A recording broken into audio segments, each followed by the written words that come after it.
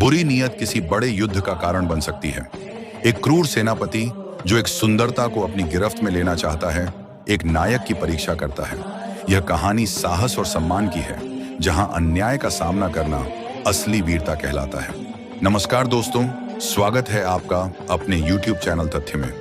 कीचक महाभारत के एक शक्तिशाली और खतरनाक पात्र हैं। वह विराट नगर के राजा विराट की बहन सुदेशना का भाई था।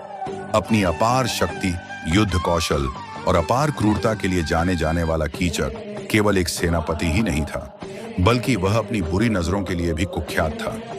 कीचक की कहानी में न केवल वीरता और बलिदान की बात है, बल्कि यह द्रौपदी के सम्मान की रक्षा और पांडवों के अदम्य साहस की भी गाथा है। महाभारत के अनुसार जब पांडवों ने जुए में अपने राज्य को खो दिया, तो उन्हें 12 वर्षों का वनवास और 1 वर्ष का अज्ञातवास बिताने का आदेश मिला। अज्ञातवास के इस वर्ष में पांडवों ने विराट नगर में रहने का निर्णय लिया। यहाँ उन्होंने अपने नाम और रूप बदलकर राजा विराट के महल में प्रवेश किया। युधिष्ठिर ने ब्राह्मण का रूप धारण किया, भीम ने रसोइये के रूप में, अर्जुन ने एक साधु का रूप लिया और नकुल तथा सहदेव ने राजा विराट के घुड़पालक के रूप में रहने का निश्चय किया। द्रौपदी, जो पांडवों की पत्नी थी, ने सैरंध्री नाम से रानी सुदेशना की दासी का रूप धारण किया। विराट नगर में रहते हुए द्रौपदी ने अपनी पहचान छुपाई, लेकिन उसकी सुंदरता की चर्चा पूरे नगर में होने लगी। इसी बीच कीचक की नजर द्रौपदी पर पड़ी। उसकी सुंदरता ने कीचक को मोहित कर दिया और वह उसके प्रति बुरी नीयत रखने लगा। कीचक ने अपनी बहन सुदेशना से कहा, रानी, यह दासी कितनी सुंदर है, मुझे इसे अपने पास बुलाने का अधिकार है। सुदेशना, जो अपने भाई की इच्छाओं को समझती थी, ने द्रौपदी को कीचक के पास भेजने का निर्णय लिया। एक दिन उसने द्रौपदी को अकेले बुलाया और कहा, सैरंध्री, जाओ और कीचक से मिलने जाओ, वह तुमसे कुछ काम चाहता है। जब द्रौपदी कीचक के पास पहुंची तो उसने अपनी बुरी इरादों से द्रौपदी को छेड़ने की कोशिश की। द्रौपदी ने उसकी कोशिशों का विरोध किया और अपनी शालीनता को बनाए रखा, लेकिन कीचक ने उसकी बातें अनसुनी कर दी।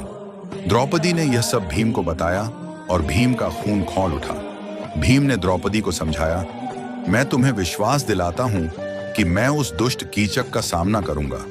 तुम्हें डरने की कोई आवश्यकता नहीं है। उन्होंने द्रौपदी से कहा कि उसे कीचक को एक गुप्त स्थान पर बुलाना होगा, जहां वे दोनों अकेले होंगे। द्रौपदी ने भीम की सलाह मानी और कीचक को एक सुनसान स्थान पर बुलाया। जब कीचक वहां पहुंचा तो उसे भीम का सामना करना पड़ा। कीचक ने अपने बल और कौशल का प्रदर्शन किया, लेकिन भीम ने अपनी अपार ताकत का उपयोग करते हुए उसे चुनौती दी। भीम ने कहा, तुमने मेरी पत्नी का अपमान किया है और इसके लिए तुम्हें अपनी जान से हाथ धोना होगा। दोनों के बीच भीषण लड़ाई शुरू हुई। कीचक ने अपनी पूरी शक्ति से भीम पर वार किया, लेकिन भीम ने उसकी हर चाल को विफल कर दिया। लड़ाई के दौरान कीचक ने अपने हर युद्ध कौशल का प्रयोग किया, लेकिन भीम की शक्ति अद्भुत थी। अंततः भीम ने एक भयंकर वार किया और कीचक को न केवल हराया, बल्कि उसकी जान भी ले ली।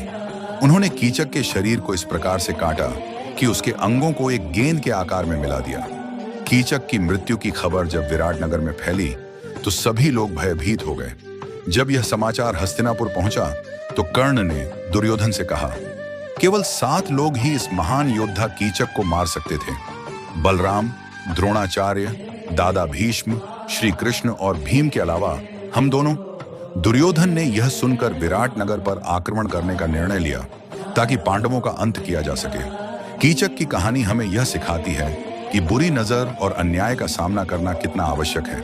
भीम का द्रौपदी के प्रति प्रेम और उसका साहस यह दर्शाता है कि सच्चा प्रेम हमेशा दूसरों के सम्मान की रक्षा करने के लिए खड़ा होता है। महाभारत में कीचक का यह प्रसंग आज भी हमें यह सिखाता है कि हमें अन्याय के खिलाफ खड़ा होना चाहिए, चाहे वह किसी भी रूप में हो।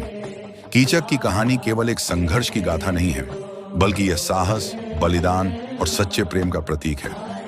यह हमें बताती है कि कठिनाइयों का सामना करने का साहस हमें हमेशा अपने धर्म और अपने प्रियजनों की रक्षा के लिए खड़ा होने के लिए प्रेरित करता है। दोस्तों, अगर आपको आज की वीडियो अच्छी लगी और कुछ नया सीखने को मिला तो इस वीडियो को लाइक और शेयर करिए और चैनल पे नए हैं तो चैनल को सब्सक्राइब करिए। मिलते हैं अगली वीडियो में, तब तक के लिए नमस्कार। जय श्री कृष्ण।